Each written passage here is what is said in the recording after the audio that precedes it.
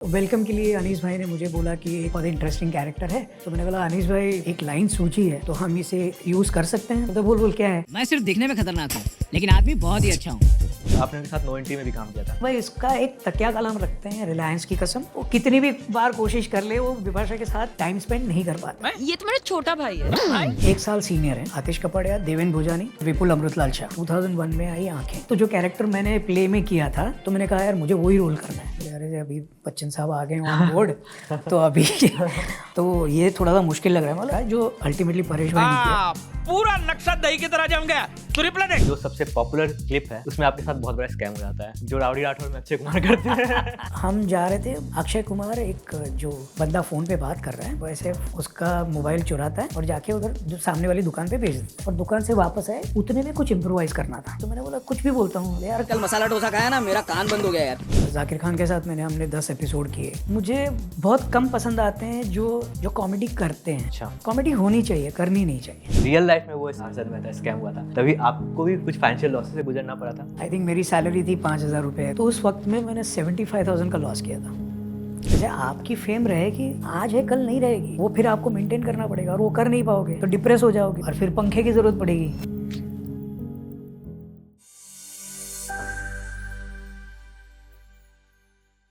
Hello and welcome to another episode of digital commentaries and folding talents. आज हमारे साथ एक बहुत ही खास इंसान है जो बस देखने में खतरनाक है मगर आदमी बहुत अच्छे हैं। We have with us today Paresh Mehta sir. Welcome to the podcast. Hi. कैसे हो आप? बढ़िया, ऑलवेज। सर ये जो अभी मैंने डायलॉग बोला है, हाँ, मतलब काफी पॉपुलर है। तो इसके पीछे बहुत अच्छी इंटरेस्टिंग कहानी है जी। जब ये फिल्म बन रही थी वेलकम, उससे पहले अनीस भाई के साथ मैंने नो एंट्री की थी। जब वेलकम बन रही थी तब मेरा एक शो चल रहा था स्टार प्लस पे, बाबू और बेबी। वेलकम के लिए अनीस भाई ने मुझे बोला कि एक बहुत इंटरेस्टिंग कैरेक्टर है और दुबई आना है 15 दिन, तो ये डेट्स हैं। प्लस सर मेरा एक शो चल रहा है बाबू और बेबी, तो मेरे लिए मुश्किल हो जाएगी बिकॉज मैं 25 से 27 दिन काम करता हूँ इस तरह। बोलता अरे तू नहीं आ सकता है, ऐसे कैसे, बहुत इंटरेस्टिंग कैरेक्टर है, कर ले। बोला सर सॉरी अनीस भाई, नहीं मैं ये छोड़ नहीं सकूंगा बिकॉज ये मेरा पहला कमिटमेंट है। ये बात हो गई, उसको 2-3-6 महीने हो गए। उसके बाद एक दिन अनीस भाई ने वापस फ़ोन किया कि देख एक दिन का शूट है लोनावाला में। अच्छा। और एक ही सीन है, अब तू मना नहीं करेगा ना? बोला सर नहीं मना नहीं करूँगा, कब आना है?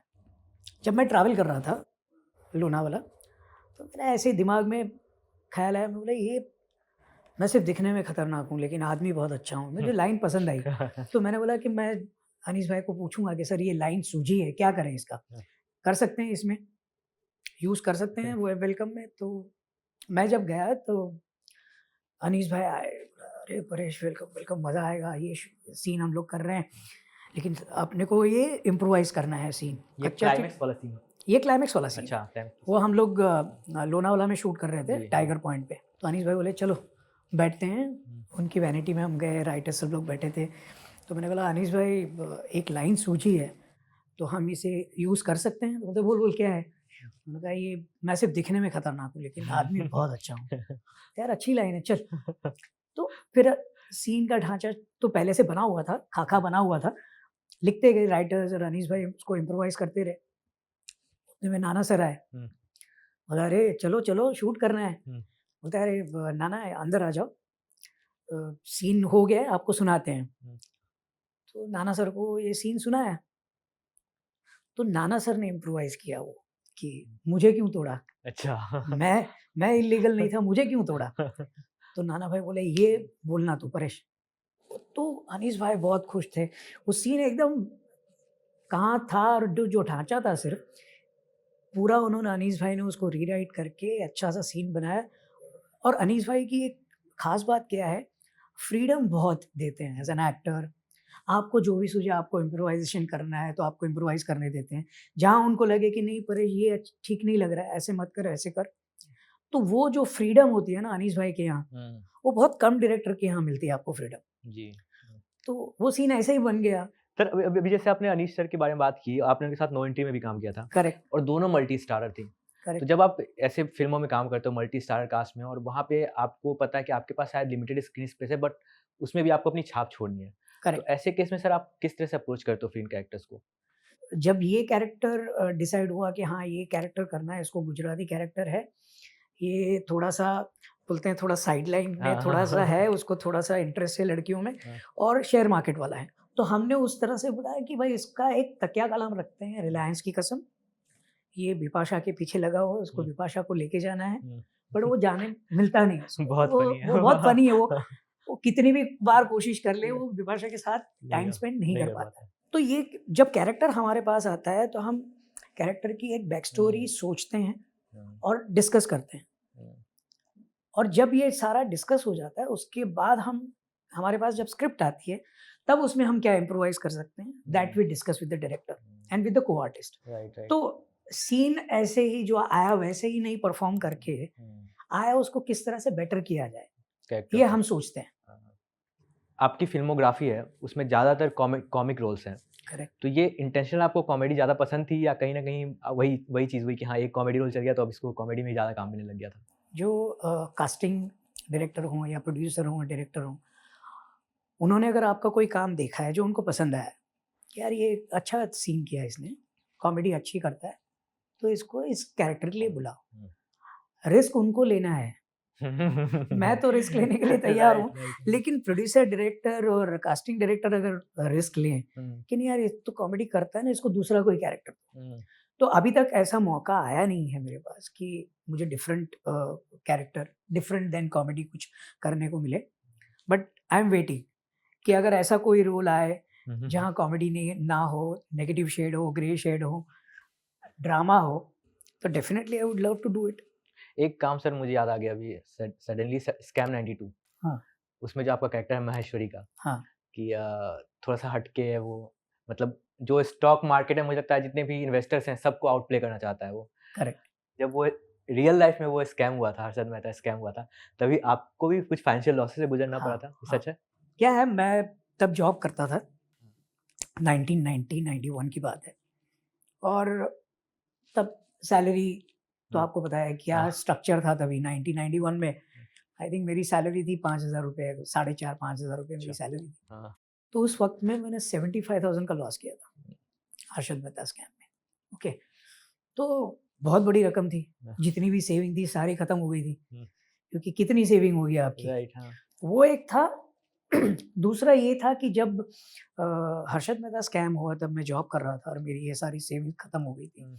तो जब ये कैरेक्टर के बारे में मुझे पता चला कि ये कैरेक्टर है, छोटा-सा रोल है, लंबा रोल नहीं हुँ। है, तो मैंने हंसल सर से कहा कि सर मुझे ये रोल करना है, कुछ भी हो जाए। हुँ।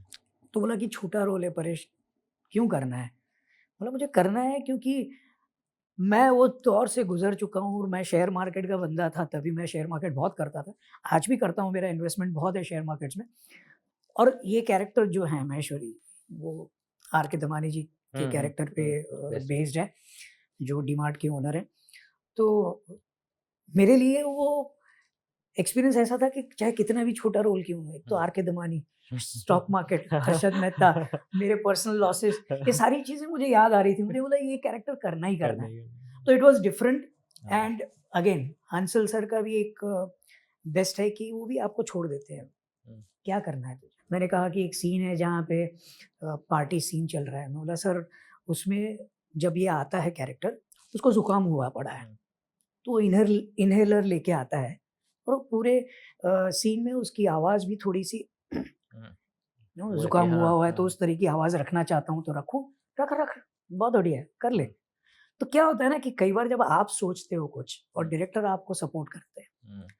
तो वो कैरेक्टर करने में मज़ा भी आता है, because you are at ease, कि ऐसा नहीं है कि नहीं आपको यही करना है, हुँ। आपको इतने ही फ्रेम में, आपको इतने ही मूवमेंट करने हैं, आपको यही एक्सप्रेशन देने हैं। वहाँ पे आपको कोई अटकाए ना, अगर आपको उतनी फ्रीडम मिले तो काम करने का मज़ा आता है। अभी सर आपने जो बताया मैं ऑडियंस को भी बता दूँ जिनको नहीं पता है कि सर एक फाइनेंस के स्टूडेंट भी रह चुके हैं। आपने एमबीए भी किया है राइट? हाँ जी। और फिर एक फाइनेंस की कंपनी में भी बहुत साल काम किया है। तो मैं ये जानना चाहता हूँ सर कि ये फाइनेंस से आपने अभी थोड़ी देर पहले ऑफ कैमरा मेंशन किया कि 17-18 साल आपने काम किया। हाँ। तो वहाँ से एक्टिंग की तरफ जाने का डिसीजन कैसे, कब, क्या हुआ? हमेशा से एक्टिंग में आने का मन था? जब मैंने कॉलेज कंप्लीट किया तो सिचुएशन यही थी कि भाई कमाना पड़ेगा। हुँ। आप थिएटर पे गुज़ारा नहीं कर सकते क्योंकि तब थिएटर ज़्यादा चलता था। फ़िल्मों में या तब तक अपनी इकोनॉमी ओपन नहीं हुई थी हुँ। और ये सारे चैनल्स आए नहीं थे। हुँ। तो ये था कि यार काम तो करना पड़ेगा, नौकरी करनी पड़ेगी। तो नौकरी करने के बीकॉम के बाद सीधे नौकरी पे लग गए। मुझे याद है तब मेरी सैलरी थी 990 रुपये पर मंथ, अच्छा ओके, 990 रुपीज़, ये कब की बात है? 1986 नवंबर, अच्छा ओके। तो नरीमन पॉइंट जाना रोज सुबह, नौकरी करना, वापस आना। फिर पता चला कि यार सिर्फ बीकॉम करके रहेंगे तो बात बनेगी नहीं, आगे पढ़ना पड़ेगा। तो सोमैया इंस्टीट्यूट है मैनेजमेंट, हाँ। विद्या विहार में। तो ऑफिस छूटती थी 6 बजे, 6:35 6:40 की मैं ट्रेन पकड़ता था वीटी से, विद्या विहार जाता था, क्लासेस अटेंड करता था, रात को 9:30 बजे वहाँ से छूटता था, 10:30 पौने 11 बजे मैं घर पहुँचता था और खाना खा के सो जाओ, फिर कल सुबह वापस 8 बजे ऑफिस। तो 3 साल डिप्लोमा किया मैंने, डिप्लोमा इन मैनेजमेंट स्टडीज़। तो 3 साल का कोर्स किया कंप्लीट, इंक्रीमेंट्स होने लगे, सब ठीक ठाक होने लगा। तो लेकिन मन तो एक्टर का था, यही था कि यार एक्टिंग तो करनी है, तो करे क्या। तो तब थिएटर करता था मैं। तो कई बार क्या होता है ना, गुजराती थिएटर में टूर्स बहुत होते हैं, अच्छा दौरा बोलते हैं जिसको, हाँ टूर्स बहुत होते हैं गुजरात में। तो अभी करे क्या, हर बार तो कितनी बार झूठ बोलोगे ऑफिस में कि कितने लोगों को मारोगे, कितने सिक लीव लोगे, कितने पर्सन। तो यही होता था कि यार करना तो थिएटर ही है, बहुत मज़ा आता था। कई बार झूठ बोल के हम टूर पे गए हैं, लेकिन फिर वो पॉसिबल नहीं होता था। फिर भी 8 साल किया थिएटर नौकरी के साथ साथ, झूठ बोल के, कभी सिक लीव लेके, क्योंकि मैं कभी किसी की मैरिज हो या किसी का बर्थडे पार्टी हो, मैं जाता ही नहीं था। मुझे इनवाइट ही नहीं करने का, मैं आऊँगा ही नहीं, क्योंकि जो भी छुट्टी है वो सब थिएटर के लिए रखी हुई है। थिएटर हो या शूट हो तो उसके लिए रखी हुई है। तो हर बार ये डिस्कशन होता था कि यार नौकरी छोड़नी है, यार नौकरी छोड़नी है, लेकिन कुछ काम मिले, कुछ हो कुछ हो। 86 टू 91 वो पीरियड था जब स्ट्रगल चल रही थी। उस दौर में तब तक ये ओपन नहीं हुआ था अपना, मीडिया ओपन नहीं हुआ था। 91 में जब इकोनॉमी फ्री हुई और सारे चैनल्स आने लगे, थोड़े थोड़े ऑफर्स आने लगे कि यार आप ये सीरीज़ कर लो, ये सीरीज़ कर लो। लेकिन यही था कि वो सीरीज़ में पैसे नहीं मिलते थे ज़्यादा। बोले यार सीरीज़ में कर लूँगा, पैसे नहीं मिलेंगे तो फिर जॉब चली जाएगी, तो फिर क्या करूँगा। और रहता था मैं चॉल सिस्टम में, हम लोग चॉल सिस्टम में रहते थे तब। तो यही था कि यार नहीं नहीं भाई, वो रिस्क नहीं लेना। लेकिन डिस्कशन सैटरडे संडे वही होता था कि यार छोड़ना है तो मंडे टू फ्राइडे जॉब पे जाओ, सैटरडे संडे डिस्कस करो कि जॉब छोड़ना है, वापस मंडे से जॉब पे चले जाओ। तो यही सिलसिला चलता रहा। 98 में मन आई तो मुझे लगा देख अभी मन फिल्म हिट हो गई, इंद्र कुमार की फिल्म है, आमिर खान है, मनीषा कोइराला है, ये फिल्म हिट हो जाएगी ना, उसके बाद मैं छोड़ दूंगा, क्योंकि फिर काम आने लगेगा, फिर कोई प्रॉब्लम नहीं होगी। But unfortunately that film didn't work. फिर आई 2000 में, 2001 में आई आंखें, which was based on a play, Gujarati play किया था हम लोगों ने, आंध्रो पाटो। अच्छा जिसकी प्रोड्यूसर थी शोभना देसाई और डायरेक्टर थे विपुल अमृतलाल शाह। तो ये जब फिल्म बन रही थी तब मैंने बोला यार मुझे तो इसमें रोल करना ही है, बिकॉज ये अपने गुजराती प्ले पे से बन रही है फिल्म। तो विपुल ने बोला हाँ हाँ करेंगे ना। तो जो कैरेक्टर मैंने प्ले में किया था इलियास का, जो अल्टीमेटली परेश भाई ने किया, परेश रावल ने, तो वो कैरेक्टर मैंने थिएटर में शो में मैंने किया था। तो मैंने कहा यार मुझे वही रोल करना है। बोले अरे अभी बच्चन साहब आ गए ऑन बोर्ड तो अभी तो ये थोड़ा सा मुश्किल लग रहा है। बोला तो फिर कुछ ये अगर इलियास का रोल नहीं है तो मुझे कोई भी रोल दे, लेकिन मुझे ये फिल्म करनी है। अल्टीमेटली फिर उसमें शैलेश का कैरेक्टर इंट्रोड्यूस हुआ और वो कैरेक्टर किया। तो बोला ये फिल्म हिट हो जाएगी ना, उसके बाद छोड़ देंगे। फिल्म हिट हुई, लेकिन उसके बाद काम आया नहीं तुरंत। काम आया 2004 में, जब अनीस भाई ने आंखें देखी थी। तो अनीस भाई का फ़ोन आया कि मुझे ये एक्टर चाहिए, बुलाओ उसको। तो नो एंट्री के लिए मुझे बुलाया गया। नो एंट्री की शूट शुरू हुई और हेड्स ऑफ प्रोडक्शन जो जेडी मजेठिया और आतिश कपाड़िया हैं, उनका फ़ोन आया कि परेश देख तेरे को लास्ट बार पूछ रहे हैं हम लोग, अभी एक शो बना रहे हैं स्टार प्लस पे, बाबू और बेबी। उन्होंने पहले मुझे खिचड़ी के लिए पूछा था, मैंने मना किया था, नहीं भाई मैं जॉब नहीं छोड़ूंगा। खिचड़ी सीरीज 2000 में बनी थी। तो बोले कि नहीं तू खिचड़ी में कर ले। उन्होंने प्ले भी किया, तब भी पूछा, मतलब नहीं प्ले तो होगा ही नहीं, क्योंकि तब तक मैं सीनियर हो चुका था, मेरी जॉब प्रोफाइल चेंज हो गई थी। तो बोले कि तो अभी देखिए हम लोग कर रहे हैं स्टार प्लस पे, बड़ा शो है, अच्छा कैरेक्टर है, तेरा नाम सजेस्ट कर रहे हैं, तू करेगा? मतलब नहीं बोले यार कमाल है, तेरे को इतना काम पूछ रहे तू कर ही नहीं रहा है।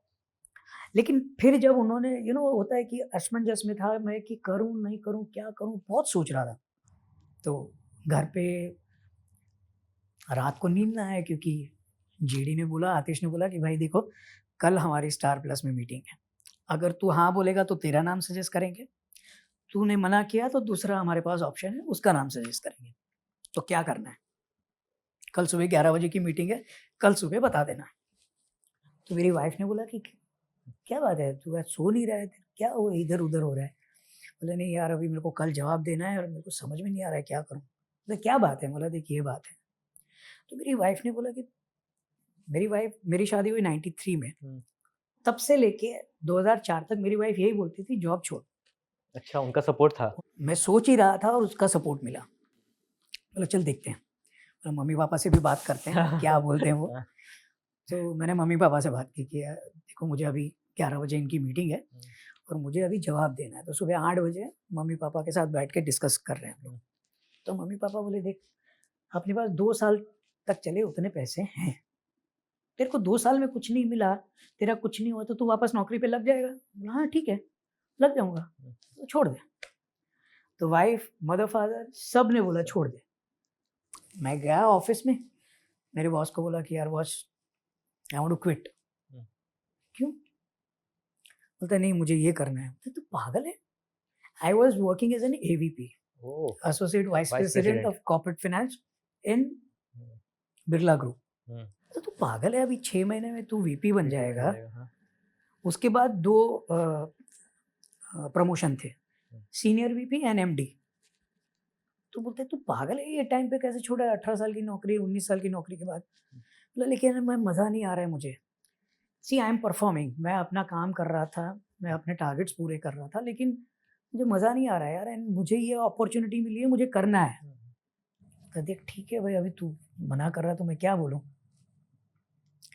तो एक काम कर, तू जॉब मत छोड़, तू एज अ कंसल्टेंट हमारे यहाँ रहे। अच्छा, हाँ। मैंने जॉब छोड़ी अगस्त में।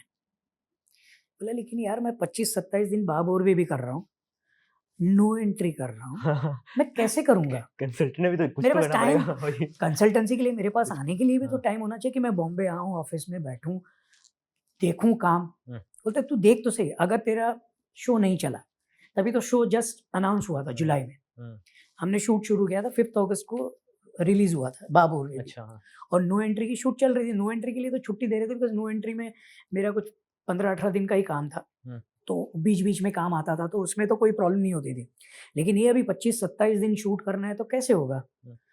फिर भी उन्होंने मुझे एज अ कंसल्टेंट रखा। यार मुझे बहुत बुरा लगता था एज अ कंसल्टेंट, जब मुझे फीस आती थी ना मंथ एंड में, मुझे लगता था नहीं I am not doing justice to this consultation fees which I am getting. तो मैंने बोला यार हाथ जोड़ा, बोला यार प्लीज़ मुझे कंसल्टेंट भी नहीं बनना है, क्योंकि मैं 3-4 दिन से ज़्यादा दिन आ नहीं पा रहा हूँ। तो what is the use of getting this kind of money? तो ठीक है, मैंने मार्च में रिज़ाइन किया। उन्होंने करीबन 1 साल तक वेट किया होगा। मेरे बॉस जो थे बहुत अच्छे थे, उन्होंने बोला कि देख अगर तुझे नहीं जमा ना तो तू वापस आ जाना, कोई दिक्कत नहीं है, विल एकोमोडेट। तो ये ओवरनाइट छोड़ने का रीज़न यही था कि जब आप ज़्यादा सोचते हो ना तो छोड़ नहीं पाते हो। मैं 20 साल सोचता ही रहा कि अभी छोड़ दूंगा तभी छोड़ दूंगा, लेकिन कभी छोड़ नहीं पाया। ओवरनाइट डिसीजन लिया, छोड़ दिया, और अच्छा ये हुआ कि नो एंट्री भी चली और बाब और बेबी भी हिट हुआ। अगर नहीं होता तो शायद आज मैं यहाँ नहीं बैठा होता, वापस किसी कंपनी में बैठ के मैं प्रेजेंटेशन दे रहा होता टाई वाई पहन के। बट ये जो सर आप बात बोले ना, ये मिलता है बहुत सारे मिडिल क्लास के जो लोग हैं, हाँ। जो इस इंडस्ट्री में आना चाहते हैं, but because of that financial backing जो आप कह रहे हो वो नहीं मिल पाती, तो बहुत लोग नहीं आ पाते हैं। बहुत लोग इसी कश्मकश में रह जाते हैं कि यार छोड़ कर जाएं, और जाएंगे तो फिर वो फाइनेंशियल इश्यूज आएंगे। देखो आपको कहीं ना कहीं एक बात रियलाइज करना भी बहुत ज़रूरी है कि वेदर आप इस इंडस्ट्री के लिए बने हो या नहीं बने हो, वो खुद को समझना बहुत इंपॉर्टेंट होता राइट। है ना। मैं इस इंडस्ट्री की नहीं, अगर आपका पैशन कुछ और है समझो, और आपको आपकी लुक्रेटिव जॉब छोड़ के आपको पैशन परस्यू करना है, लाइफ एक ही बार मिली है ठीक है, लेकिन आप अपनी ज़िंदगी खपा नहीं सकते उस चीज़ के लिए। पैशन एक अलग चीज़ है ना। मुझे एज एन एक्टर अभी काम नहीं मिला, तो मैं क्या करूँगा? मैंने प्लान बी बना के रखा है।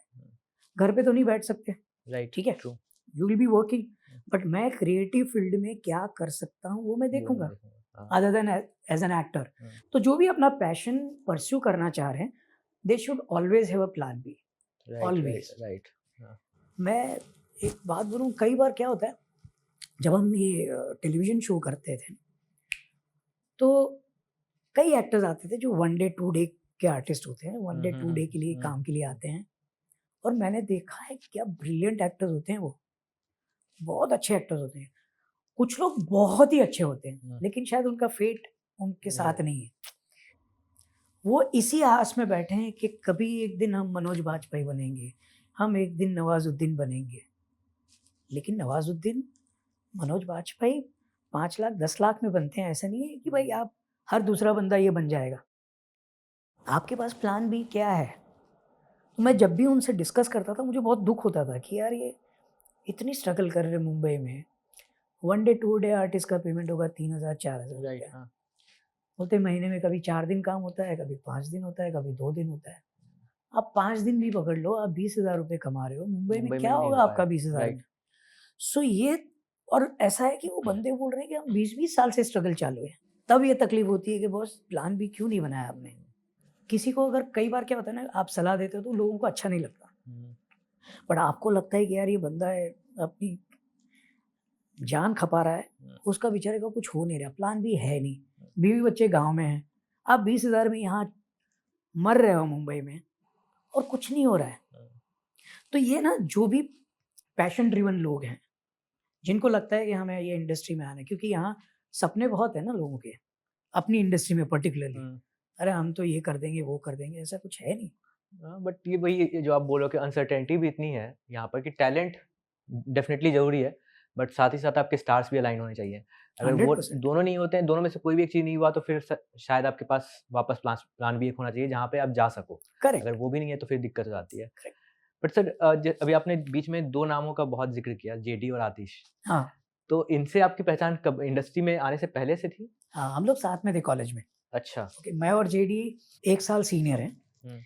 आतिश कपड़िया, देवेंद्र भोजानी अच्छा, और देवेश। विपुल अमृतलाल शाह, हाँ, ओके, ये 3 हमसे 1 साल जूनियर हैं। ओह, तो मैं और जेडी साथ में थे, हम इंस्टेंटली दोस्त बन गए कॉलेज में, फर्स्ट ईयर में FIJC में, और ये 3 नेक्स्ट ईयर आए। तो ये 5 लोग हम जो हैं वो मोर देन ब्रदर्स बोलते हैं। इसी इंडस्ट्री के हैं, लेकिन we are more than brothers. हम लोग फैमिली भी टोटली अलाइंड है, टोटल सब एक दूसरे से बहुत अच्छे दोस्त थे, बच्चे भी। अच्छा। यानी ऐसा है कि जब हम 5 फैमिली साल में एक टूर साथ में करते ही हैं, ओह, अब तक करते थे 2 साल तक, क्योंकि अभी सबके बच्चे बड़े हो गए और मेरा बेटा कहीं बाहर चला गया। अच्छी बात ये है कि सबकी जो वाइफ्स हैं वो भी बेस्ट फ्रेंड्स हैं। कई बार होता है ना कि वाइफ के आने के बाद, अरे तेरा दोस्त अच्छा नहीं है, वो तेरा दोस्त अच्छा नहीं, चलो। लेकिन हमारे किस्से में ऐसा हुआ नहीं। तो ये हुआ कि सारे दोस्त की 4-5 की वाइफ और 5 के बच्चे, सब बेस्ट फ्रेंड्स, ग्रेट फ्रेंड्स। हम लोग अभी भी, दिवाली हो या क्रिसमस हो, we are together always. Sir, इन सब बातचीतों के बीच में ना मुझे एक जोक दिमाग में आया कि इतना फाइनेंशियल बैकग्राउंड होने के बाद आप इतना काम करते हो, फाइनेंस में आप पढ़ाई करते हो, आयरनिकली आपका एक जो सबसे पॉपुलर क्लिप है उसमें आपके साथ बहुत बड़ा स्कैम हो जाता है, जो राउडी राठौड़ में अक्षय कुमार करते हैं। अरे वो भी आइकॉनिक सीन है। वो सबसे बड़ा स्कैम है। सबसे बड़ा कि स्कैम तेरा ही मेरा। उससे से जुड़ी क्या याद है, क्योंकि आपने अक्षय कुमार के साथ और भी काम किया है। हाँ, अक्षय के साथ ना वो मस्ती में काम होता है। प्रभुदेवा सर भी ऐसे ही हैं।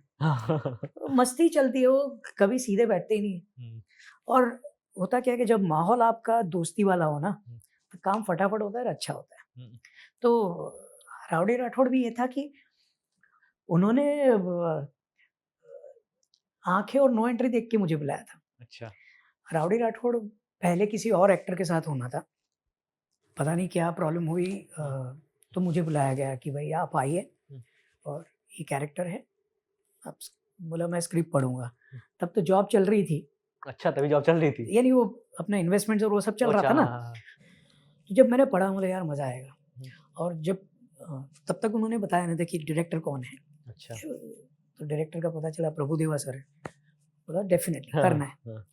तो कई बार आप लकी होते हो। हम्म। नहीं, आप जैसे मैंने बोला ना, आपका टाइम अच्छा चल रहा हो, आपके स्टार अलाइन हो, हम्म। तो आपको अच्छे प्रोजेक्ट्स आते हैं, अच्छा कैरेक्टर मिलता है, अच्छे डायरेक्टर मिलते हैं, True. अच्छा प्रोडक्शन हाउस मिलता है।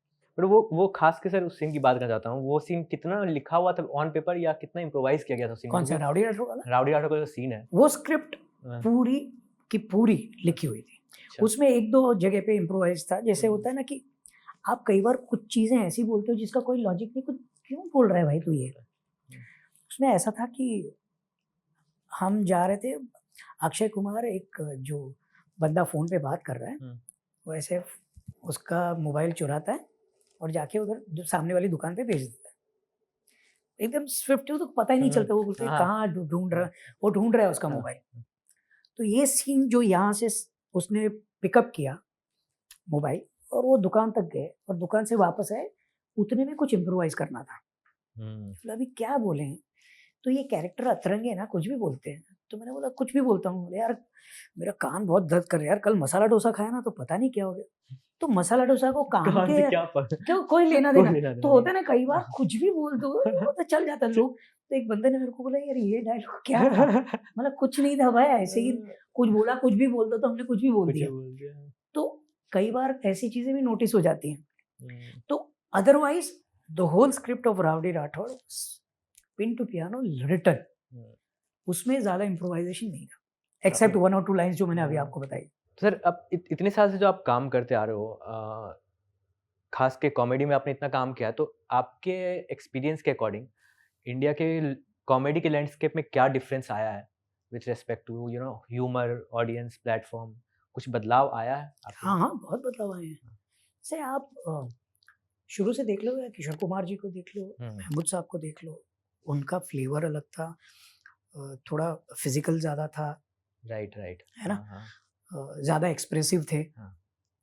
वही आप जॉनी लीवर देख लो, राजपाल यादव देख लो, वो थोड़े एक्सप्रेसिव एक्सप्रेसिव। है ना। अभी जो आए हैं कॉमेडी का दौर जो थोड़ा सा बदला है, वो शायद सिचुएशन कॉमेडी पे गए हैं, कैरेक्टर कॉमेडी है, ज़्यादा आंगिकम नहीं है, ज़्यादा फिजिकल नहीं है। तो देखो बदलाव तो होते रहेंगे ना। Overall style of performances, hero के भी style of performances have changed, तो overall the style of film making is also changed. But वही कुछ कुछ जो एक्टर्स हैं चुनिंदा, जैसे सर हम आपकी बात कर रहे हैं, या फिर राजपाल यादव या फिर जॉनी लीवर, जो इनके आने से एक कॉमेडी का फ्लेवर आता था ना मूवी में, हाँ, वैसे एक्टर्स अब नए नहीं मिल रहे हैं। मतलब अब मुझे लग रहा है कि या तो वो अब नए आ नहीं रहे हैं, या फिर अब हम देखो ऐसा नहीं है मेरे ख्याल से। बहुत सारे एक्टर्स हैं जो अच्छी कॉमेडी करते हैं, ऐसा नहीं है। होता क्या है कि जब आप बहुत सारा काम करते हो और आपका ज़्यादातर काम सक्सेसफुल होता है, देन पीपल आइडेंटिफाई यू, अरे वो फिल्म, अरे वो कैरेक्टर। तो जॉनी लीवर सर हो या राजपाल हो, उन्होंने इतना काम किया और इतना सक्सेसफुल रहे हैं वो अपनी जर्नी में कि वो कैरेक्टर्स याद रहते हैं। तो जब भी वो स्क्रीन पे आते हैं आप एक्सपेक्ट करते हो कि अब मजा आएगा, है ना। तो ऐसा नहीं है कि आजकल के दौर में कॉमेडी नहीं हो रही है, बहुत हो रही है कॉमेडी, ऐसा नहीं है। बात क्या होती है कि हम किसी एक बंदे से आइडेंटिफाई नहीं कर सकते कि हाँ ये कॉमेडियन ही है। जबकि जॉनी लीवर हो या महमूद साहब हो या किशोर कुमार, उन पे एक थप्पा लगा हुआ है कि भाई ये कॉमेडी है ना, ये कॉमेडियन है। वो आते हैं तो वो हंसाएंगे। जैसे मैंने एक जॉनी लीवर साहब का इंटरव्यू देखा था, तो बोले कि मैं किसी फिल्म में गया तो आप कर लेंगे, तो सीन देने के बजाय बोला ये चीज़ आप कर लो कुछ भी। तो कुछ भी कर लो का क्या मतलब होता है, रिटर्न कुछ नहीं है और मुझे ही करना पड़ रहा था सब। तो होता क्या है कि इवन द प्रोड्यूसर और द राइटर और द डायरेक्टर्स दे फील कि अरे आपने जॉनी लीवर को लिया है तो वो मजा कराएगा, वो कर लेंगे खुद, but he also needs structure ना, कितना इम्प्रोवाइज कर लेंगे। तो कई बार क्या होता है कि हम ये देखते हैं ना कि ये कैरेक्टर आए हैं स्क्रीन पे तो अभी मजा आएगा, लेकिन उनको भी बहुत तकलीफों से गुजरना पड़ता है कि भाई ये क्या सीन था, हमें क्या बनाना पड़ा है, हमें कितनी मेहनत करनी पड़ी। तो identified as a comedian different, but there are lot of people who are doing comedy. तो अभी जो ये सब नए कॉमेडियंस या ये आ रहे हैं, अभी आप उनके मतलब वीडियोस देखते हो और उसमें कोई है जो ऐसा आपको पर्टिकुलरली जो इनकी कॉमेडी टाइमिंग बहुत पसंद आती हो या इनका जोक बहुत पसंद आता हो, जो यंग एज के जो कॉमेडियंस हैं? मैंने अभी जाकिर के साथ जाकिर खान अच्छा, के साथ हाँ। मैंने हमने 10 एपिसोड किए। अपना जाकिर अपना जाकिर, हाँ। आपका अपना जाकिर, आपका अपना वो बहुत सहज है। हम्म। और होता क्या है, comedy is not about cracking a joke, hmm. It's about how you narrate. He is a narrator. वो आपको अपनी कहानी में बहा के ले जाता है।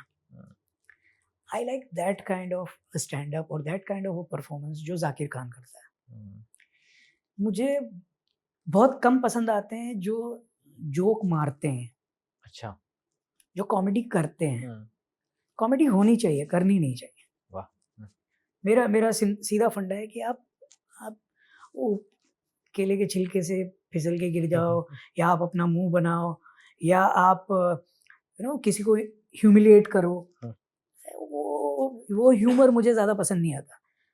आई वुड प्रिफर कि आप एक नरेट कर रहे हो कोई स्टोरी, आप उसमें मुझे हंसा भी रहे हो, आप मुझे इमोशनल भी कर रहे हो, और मैं आपकी बातों में इतना खो जाता हूँ कि मुझे वो अच्छा लगने लगता है, और मैं वो सीन मैं खुद इन्वॉल्व हो जाता हूँ उस सीन में, और आप जो नरेशन दे रहे हो उसमें इन्वॉल्व हो जाता हूँ।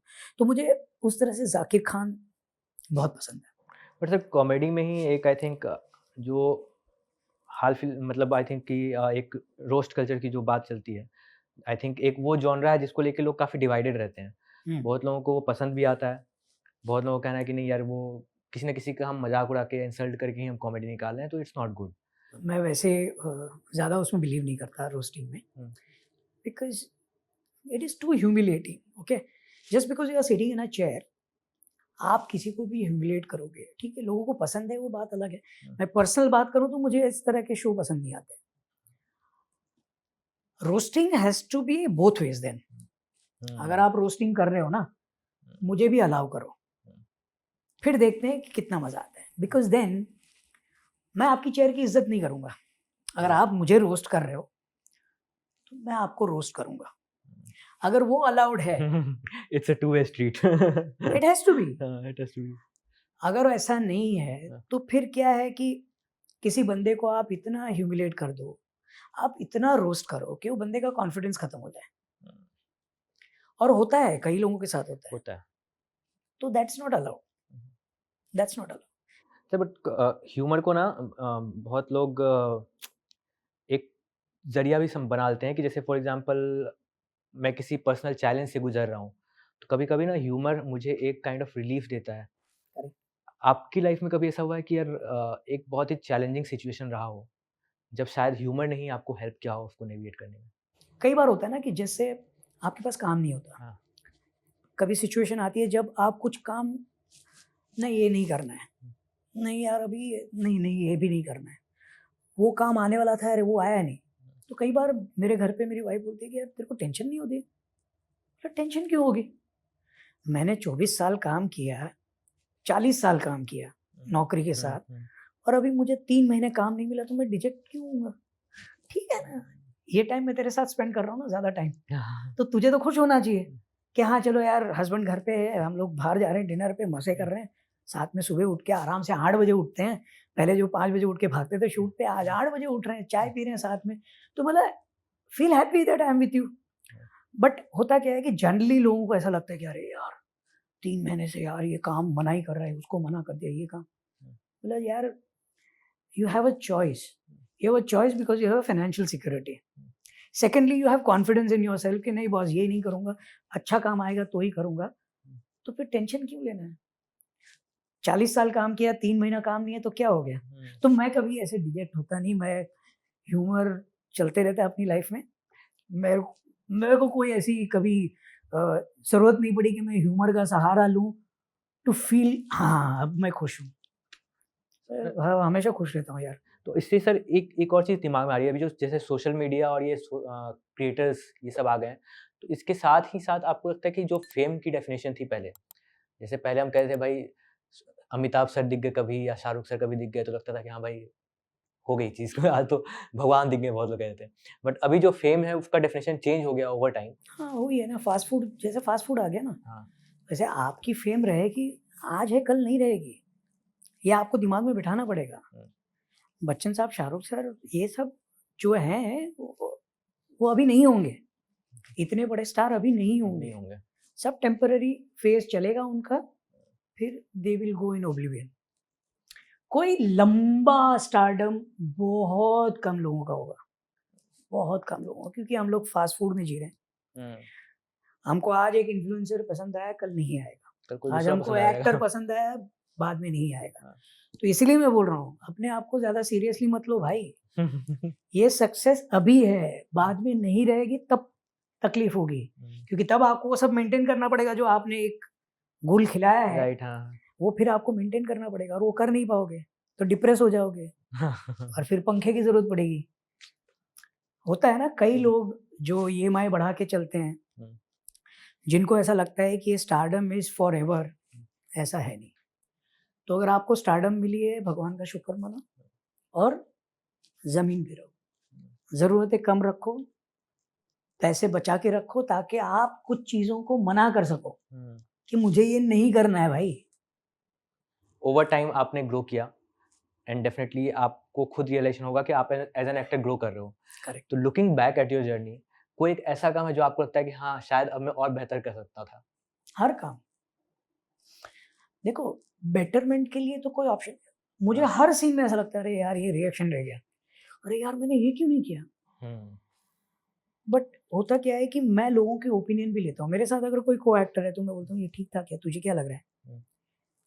ऑलवेज जो आपको क्रिटिसाइज करता है ना, उसकी पहली सीन, अच्छा नहीं लगा ये सीन, क्यों, क्या लगा इसमें, अरे मुझे ऐसा लगा परेश भाई ये ऐसा करना चाहिए था। तो मेरे को एक्टर्स पे मैं बहुत डिपेंड करता हूँ, और मैं अगर वो क्रिटिसाइज करे तो मैं ज़रूर सुनता हूँ, अच्छा मुझे भी ऐसा लग रहा है, चल वन मोर करते हैं। कई बार आप फ्लो में आपको पता नहीं चलता, आप ओवरबोर्ड हो जाते हो। कई बार आप अंडर कर देते हो, कि आपको ऐसा लगता है कि नहीं मैं बहुत अंडर, मैं तो बहुत ऐसा एक्टर हूँ, मैं तो बहुत रियल करता हूँ एक्टिंग। बट कई बार situation doesn't demand to do that, आपका रिएक्शन थोड़ा ऊपर होना चाहिए। तो कई बार आप फ्लो में कर देते हो, फिर कोई आपको बोलता है नहीं सर मज़ा नहीं आया, अच्छा क्यों, थोड़ा ऊपर करना चाहिए था, अच्छा हाँ बराबर, तो then we do one more. But इसका उल्टा कभी हुआ कि आपने जब रोल किया हो आपको भी नहीं पता हो कि हाँ ऑडियंस इतना पसंद करेगी, बट ऑडियंस ने कुछ ज़्यादा ही अनएक्सपेक्टेड रिस्पॉन्स दे दिया? भाई साहब, नो एंट्री रिलीज हुई और मैं शूटिंग कर रहा था बाबू और बेबी की।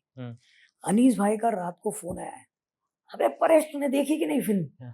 बोला नहीं सर मैं तो शूट कर रहा था। अबे जा, थिएटर फट गया है, थिएटर में लोग गिर रहे हैं सीट से। मतलब क्या हो गया, क्योंकि जब कर रहे थे शूट तब ऐसा नहीं लगा कि इतनी ज़्यादा बड़ी हिट हो जाएगी। बोला सच्ची, अरे तू कल जाके देख। फ्राइडे फिल्म रिलीज हुई, मैं संडे को गया वाइफ के साथ फिल्म देखने।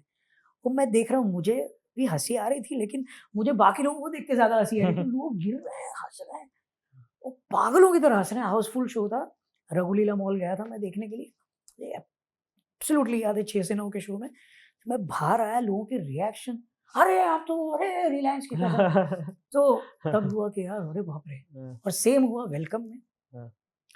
वेलकम जब रिलीज हुई है, जब अभी भी उसके मीम्स बन रहे हैं, तो मुझे तब पता नहीं था कि इतना बड़ा हिट हो जाएगा ये सीन और लोगों को इतना पसंद आएगा। Aankhen, No Entry, Welcome, Rowdy Rathore, Delhi Belly, ये 5 फिल्मों का जो रिएक्शन मैंने देखा है वो कमाल। खिचड़ी खिचड़ी 1। तो ये जब ऑडियंस के साथ बैठ के देखते हो, हाउसफुल ऑडियंस हो, तब मजा आता है। सर हम तो यही चाहेंगे कि आपने जितने आइकॉनिक कैरेक्टर्स अभी किए हैं आप और वैसे ही करते रहो, original iconic characters, not remake. Thank you so much sir, हमें हंसाते रहो। Thank you for coming to the podcast. Thank you so much. I hope sir आपको बोर नहीं हुए हो, आप एंजॉय किए नहीं, आप लोग तो बोर नहीं हो गए, मैं तो यही पूछूंगा भाई। हेलो एवरीवन, आई होप आपको ये पॉडकास्ट पसंद आया होगा। अगर आया है तो डिजिटल कमेंट्री को सब्सक्राइब कीजिए और मुझे बहुत सारा आशीर्वाद दीजिए। Thank you.